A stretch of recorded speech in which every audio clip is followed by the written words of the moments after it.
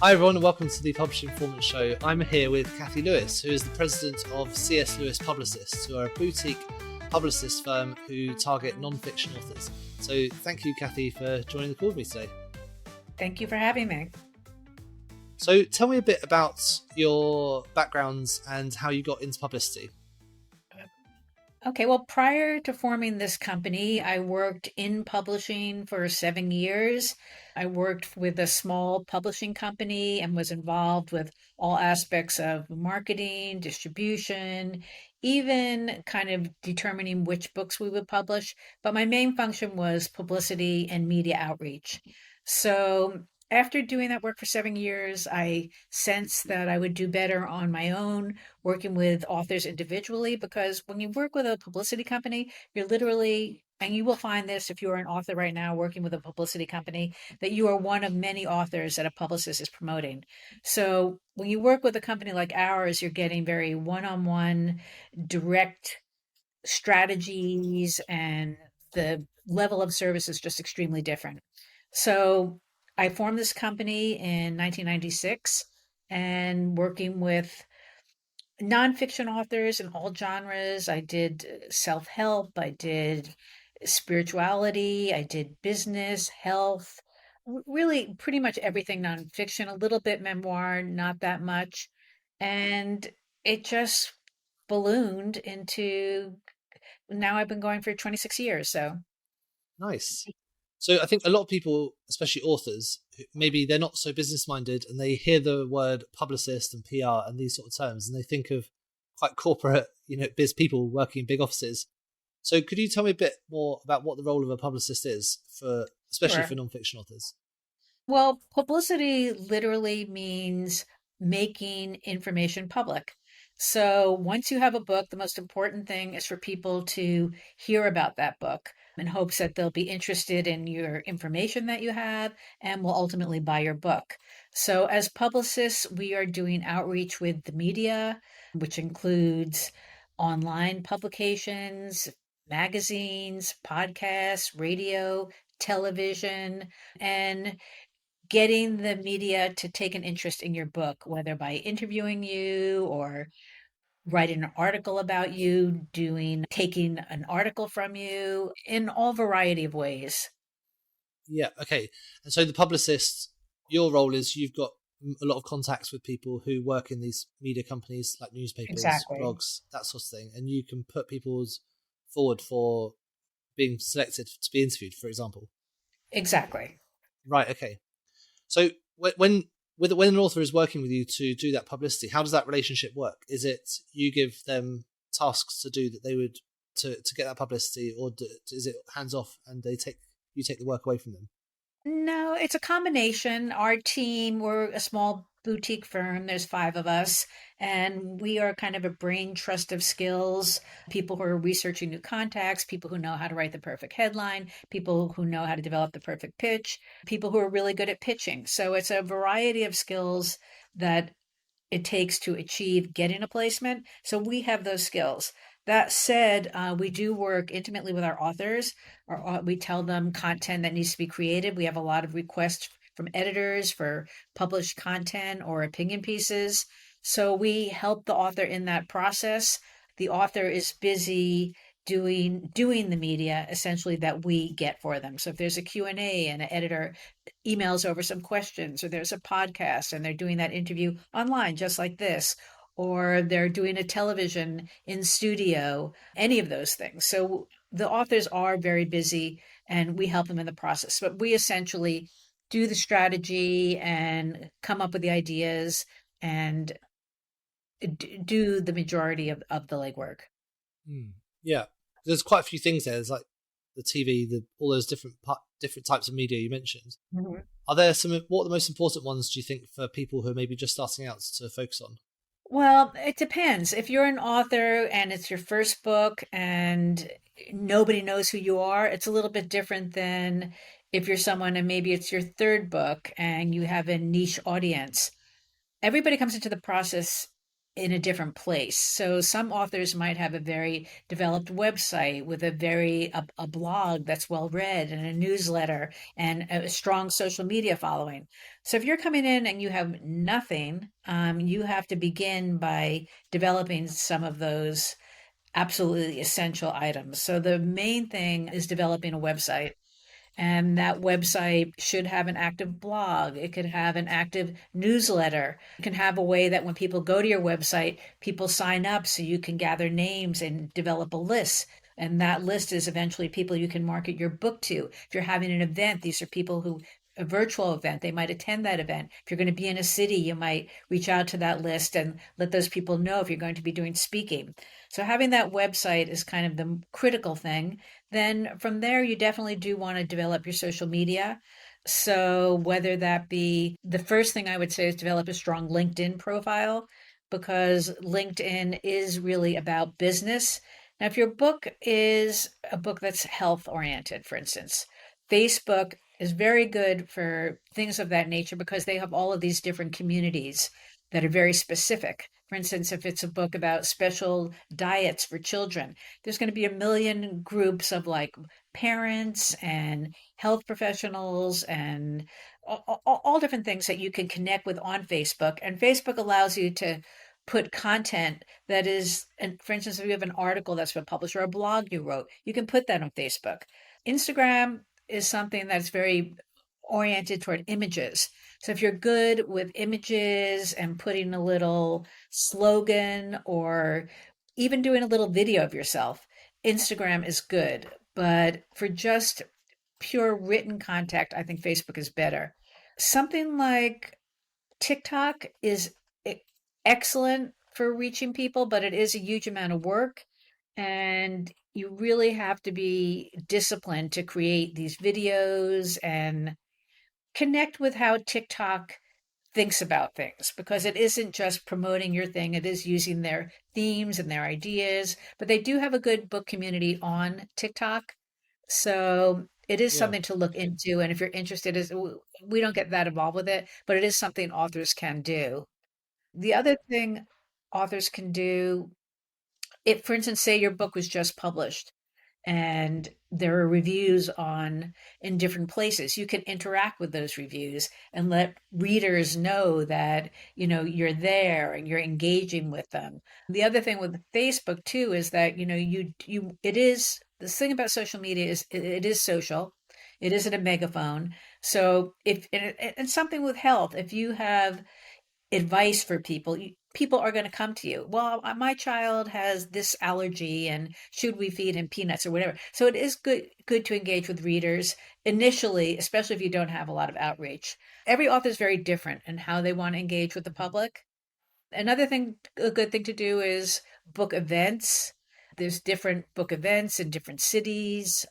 There are book events you can do that are virtually where you set up, where you're talking about your topic. Again, this would really depend. If you're a business author, things like this are very effective. So there's a variety of things that authors can do. It's literally a cornucopia of endless things an author can do once they have their book. Yeah, there's so many things. You just thinking about all those different methods you talked about. I mean, it's quite overwhelming, which I guess is why it helps so much to work with a publicist like you. So if someone is new to one of your new clients, for example, what does that process look like when you take them on? What steps do you go through to understand about their book and what would be the most effective thing for them? So, assuming an author hires us, a first time author, most likely that author is going to have a website at that point. Yeah. So, the thing about promoting books in the climate that we exist in right now is that there is a lot of onus on the authors to be very involved. It's not just like the old days where a reporter would interview you and a story would be syndicated on Associated Press and be in 100 newspapers across the country. That's how it was, but it is no longer like that.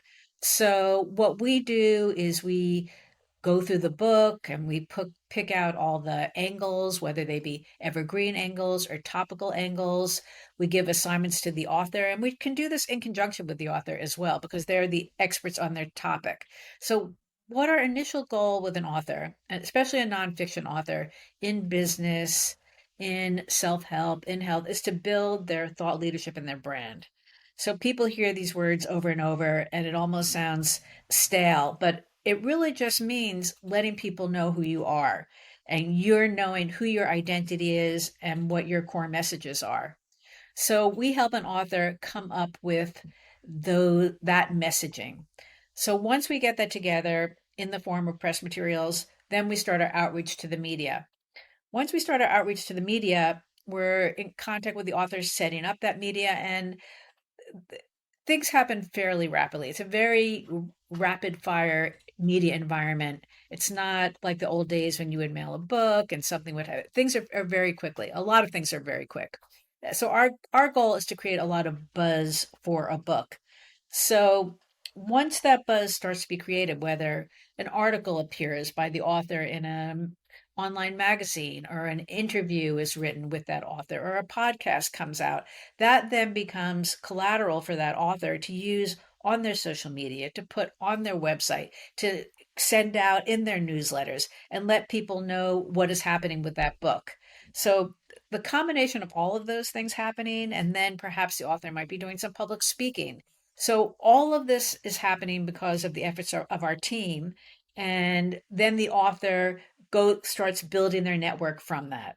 And that's how you begin, Yeah. essentially. The bit you just mentioned at the start there was about sorting your core message out, so making sure that's really clear. Um, Mhm. what would that core message look like? Is it usually a couple of sentences? And do you have any good examples of one that's maybe worked? Well, we do pitches that are the big idea of the book and why should you care. Yeah, So when we're doing this messaging, it's really about reaching the media. What is a producer? Why are they going to open that email? So you really want to give them something that is interesting, that's not necessarily clickbaity, but something that, because we do work with a lot of the editors over and over in a lot of the same contexts. So we know what they like. So with every book, that is going to be extremely different. In terms of core messaging, that is something that is a little bit like branding. So I really don't have a good example. At the top of my head to pull out. I should have actually thought of that beforehand. But that is something that the author, for instance, if they're doing an interview, they might have three core ideas about their book, three sound bites. So an example of one in politics would be like when Bill Clinton ran, it's the economy stupid. yeah, So anytime Bill Clinton was on TV, that would come up. So he had three sound bites like that. And politics works like that a lot. They just have this core messaging and they repeat that core messaging over and over. So with books, it's not as rigid, but it's fairly similar. There yeah, will be things that an author is going to be asked similar questions in a variety of interviews. We can provide those questions to producers and people who do podcasts. Sometimes they use them, sometimes they don't. But an author will have a sense, yeah. of what are the three, it's not necessarily selling points, but the things about, if someone's talking about corporate culture does not start from the top. It is everybody working together or whatever. I mean, we do such a variety of books and they all have different messaging, but that's essentially how it works. It's really important for non-fiction authors, especially, to have that messaging. I think because when people search for non-fiction books, often they don't know who the author is, and maybe they're searching for like a particular keyword, which essentially is going to be a problem they're having. Usually, Mhm. a non-fiction book should be answering a question. So, for example, you just gave there corporate culture. Like people probably don't search for a book just called corporate culture. What they're really looking for is how they can fix their team. How they can have a happier team, for example. So that would be the key takeaway from that. Is that the sort of thing you mean? That sort of message that the reader Exactly. will get answered? Yeah. I mean, there's some topics like we did a book, The Genius of Empathy, Right. and Yeah. so and she could talk about empathy in relationship to the division of the country. She could talk about it in relationship to health. You could talk about it in relationship to relationships. So, depending on what market you're trying to reach, sometimes those messages change a little bit. Mm. Um, Yeah, yeah, that's really interesting. A lot of I teach a lot of people who are writing their own non-fiction books, and I help them maybe with some of the parts, especially on Amazon. And a lot of people have these great ideas, but it isn't tied down to a particular target audience, which makes a book like about empathy. That's quite a big topic. You know, it could be targeted at anyone. If you're thinking about who that Exactly. target audience is, that's going to become really important for getting to the right audience. Right. And that would be something more we would do than the author per se. The authors generally have a specific audience that they're writing to. Mm. And sometimes we can pull out how to make that information relevant to, if say they're writing a business book that's tied more to corporate media, corporations, and then we retweak it and target it to entrepreneurs or target it to people just starting a small business or target it to women in business. Yeah, All these different things we can do so that the book can reach a wider audience. We call it kind of niches and pitches, different areas that an author can reach, whether it's gender or age or work, entrepreneurs, whatever. yeah. Did you have any examples of some of the more exciting and successful campaigns or publicity events you've run that have been really effective for authors? Well, I mean, obviously, what comes to mind is a book that was a major bestseller, literally Okay, millions. So that the book, I'm going to tell you a little bit about the book. All right. The book is called Confessions of an Economic Hitman by John okay, yeah, Perkins. I've heard it. Yeah, And so that book came out and was a multi-million copy bestseller. And then he redid the book, just adding more information. Then it came out again like a few years ago, and then again. So every time it comes out, you're kind of reaching new people. The book is an incredible story, and it's a kind of book where you pick it up and you really can't put it down. So that's why the book is a bestseller. And it is a book that was about economics, it's about politics, it's about the environment. So it was a campaign that he'd be on everything from Democracy Now! To regional television shows to Fortune magazine, just really the gamut of top tier and mid tier media, Common Dream, because he really had a huge amount of things to say in a variety of ways. yeah. And what sort of publicity events did you do that made it particularly successful? Well, I think the publicity made it successful. His name made it successful. Hmm. He did do a lot of regional book signings. So this is the book tour is something that's a little bit old school. And I'd only recommend it for authors with people know your name.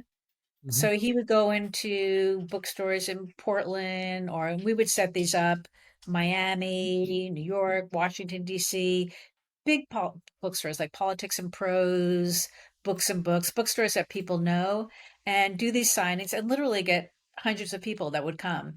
Yeah, But a lot of people will do book signings in their local area and really have no one come. So they're really not that effective if you're just starting out, unless you're someplace where you know people to invite and they're going to come. But for somebody like that, or somebody like a Judith Orloff, who wrote The Genius of Empathy, she is a 4 times New York Times bestselling author. I've done all of her books, and she would go across the country and do book signings. She would do talks, and everything from Unity churches to things like Omega and Crapalo, any big kind of spiritual New Age center. And the combination of her doing those big events, her doing the book signings, her getting a ton of publicity, that resulted in and the other big element that people don't really discuss enough is, does your book have distribution in bookstores, or is your book just on Amazon? mm, And in many cases these days, books are not distributed in bookstores. And the reality is that in the days when they were, there would be this thing we'd call the stumble upon factor, where people yes, would hear you on the radio, or and they might see a few things about you. It's like when you're listening to NPR in your car and you hear an author and like, oh, I'm going to buy that book. And then you get home and then you completely forget about it.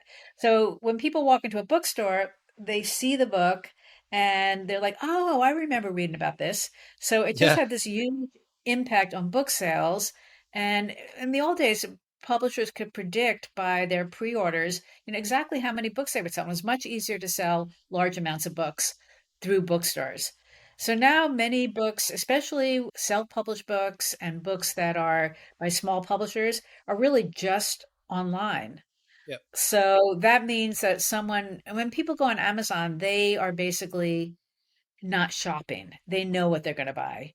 And I think people do look at maybe the top 20 in certain genres or whatever, but it's not a browsing experience. So it's much harder to sell a book in this climate because of that. And for publishers too, publishers are really Yeah. struggling. Yeah, I know. Amazon is a completely different game in terms of book sales, because I speak to a lot of people who want to get that kind of Amazon bestseller badge, and it's kind of irrelevant because Mhm. most people on Amazon, as you're right, they're shopping, they're looking for keywords, they're looking for particular things, they want an answer to a problem, and then they're going to find it. So people don't generally browse using those tables and categories in the same way as people would shop like normally in a bookshop, for example. Exactly. So how does publicity how's publicity changed, bearing that in mind, with people buying stuff on Amazon? Well, because our goal is to get publicity, which Yep. means we're getting exposure in the media. So our goal is not marketing, which means those actions which make someone buy a book. Publicity does help people buy a book, but it's really indirect. It's not somebody getting an email in their inbox in an email marketing campaign to a specific list where someone might buy a book and you can track it in that very kind of concrete way. Like this marketing effort resulted in 50 sales. With publicity, you can't do that because you don't know necessarily. People might read an article but might not buy a book. Yeah. But so it is prior to this time when Amazon existed and all of that, there was a much more of a direct correlation between publicity and book sales. Literally, publishers all the books would be in the bookstore, and the goal was the publicity would happen between 1 and 6 months. And if those books weren't sold, they were sold by the efforts of publicity, those books were returned. So there was a huge pressure to get publicity in that time period. So now, because people have to go on Amazon, it's more about the author. This is why social media and all the things that authors do is so important. It's the term again, building your thought leadership and your brand. What that does is make people love what you do, love your information, love you enough so that they will go to Amazon and buy your book. And they might just start by signing up for your newsletter, or they might be just following you on social media because I have some clients who do incredible social media that's very engaging and they're putting stuff up there every day. And not everybody can do that or even wants to do that. So the big difference is that the authors who do those things, it does impact their sales Yeah, because definitely. Yeah. but it's literally the author has to be almost like a salesperson now. What the people that are posting stuff on social media have, what sorts of things, especially for books, have you seen that's gone viral that's really helps the most with that publicity? I don't know if anything's gone viral. What happens is I have like some psychologists who are on social media. Um, they connect with a group. They just have their own little following, Hmm. and that continues to grow. So they find people in a niche, and then they bring people into their virtual seminars or their virtual book events, or they consult with people. So a lot of people are doing a book to have people hire them. So Yes. whether it be a business consultant, and that's with a lot of our business clients, that's the main thing they're concerned about. They want people to hear about them, so they'll hire them. It's not so much about their buying the book. And literally then say they are hired then to be a consultant at Google, then they can go into Google and do events and sell a lot of books in that way. So it's really different for a business author than it is, say, for a fiction author. And it's very different for somebody who's maybe a parenting author. And there are a lot of parenting communities online. So that's why you kind of have to map out the strategy based on what your topic is and who you're trying to reach. That's really interesting about the communities online, because a lot of people I speak, a lot of the people I speak to who are writing their books, I say to them, try and find these newsletters and Facebook groups where people are talking about your exact topic, because they're your target audience. They're the people that they want to be buying stuff. If you can start posting and they're building a relationship with these people, you've got people who are already, warm leads, and they're going to want to buy your books in future. Is that something that you work with authors with as well, or not? Yeah, I think that's a really important point, is that, for instance, here is one way in which some authors have gone viral by amplifying through other influencers. So, for instance, you have content and somebody's writing about the future of EV, electric vehicles, and how the next presidency is going to impact it. So we just had an author, for instance, write an article about that. So then they see there's some big influencer, for instance, on LinkedIn, and they might write an article with a contrarian opinion. You can post in their LinkedIn, and then maybe your article gets amplified to their much bigger audience. So that is something that, again, we are not social media experts. We're providing the collateral for people to do that. We can connect you with social media experts, but this is ways that things go viral, is connecting with other people who help boost your message, or just having something that is just extremely fun and interesting. It's like on a TikTok, the Be Demure. Yeah. I mean, just something strange like that, goes viral. And Yeah, it's weird. You've got to keep on top of things, and that was going to be my last question, actually. So, what were some of the trends you see that are going to change the future of how publicity? Because I think people, especially if they're just starting out with trying to get that publicity in the first place, you kind of want to jump on some of that, those new things that are coming out for books. So, are there any new trends that are in the world of publicity that you think people should be aware of? well, I think AI is definitely going to affect everything, because people can generate Instagram campaigns on AI. They can generate content on AI. I mean, I don't know if it's going to be a good thing, because the question is how authentic will one's voice be? But that is definitely going to have an influence. Yeah. I think there is a comeback of what the local bookstore. Okay. And they kind of had gone out of business, and now there's like a resurgence of local bookstores, and they become places where people also hang out and do a lot of events. So that can have a big impact, because it's a place to connect with people. I think people want to connect in the flesh, not just online. I think that's really important. So that could conceivably be a little bit of a trend. I see it a little bit happening around here. We literally have 4 regional new regional stores that are independent bookstores in this Right. area, and a new one just came up. Could be interesting for Um, people who are concentrating on maybe like quite local publicity. Like, if you're somewhere local to a particular area, you're much more likely to get those people come in.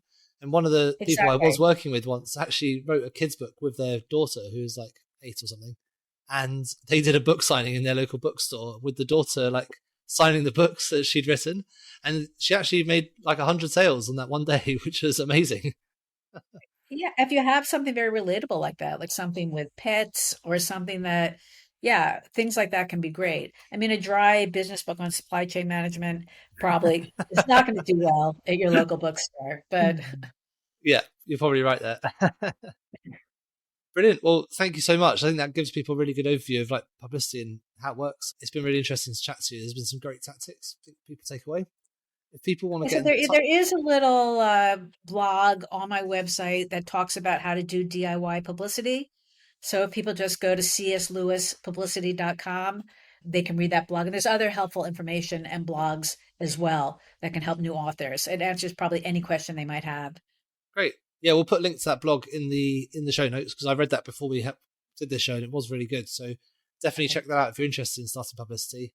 If people want to get in contact with you, what's the best way to do it? Do you have social media, or is it just go straight to your website? Go straight to my website. Great. They literally has my email. They should just email me. That's the most direct way. Yeah, perfect. And just the final question is, what's a book that you recommend that everyone should be reading at the moment? You wanted a self-published book, correct? Doesn't have to be self-published. It can be any book.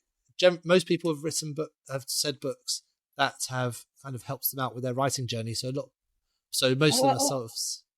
A friend and networking publicist of Joanne McCall wrote a book, Media Darlings.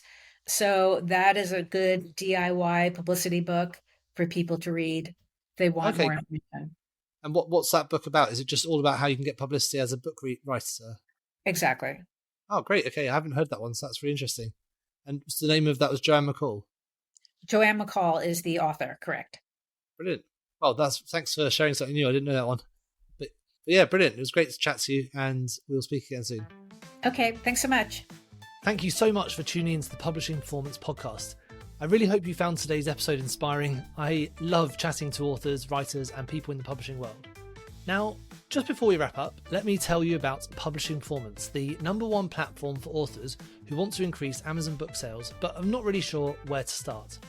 Now, this show is all about helping you to sell more books. And if you're looking to boost your publishing game and to maximize your book's potential on Amazon, then Publishing Performance is designed to help authors just like you to grow your readership and to reach a much wider audience. Now, I know that Amazon ads can be slightly complicated, which is why Publishing Performance is like having a personalized ad account manager to create your ad campaigns, to choose your best keywords, and to make adjustments in real time. Now, if you're investing in ads, you really want to make sure that your investment is being used effectively, and Publishing Performance does just that. It aims to make your budget go further, improve your organic rank, and target keywords more effectively. Just go to publishingperformance.com to get started with Amazon ads for just $1.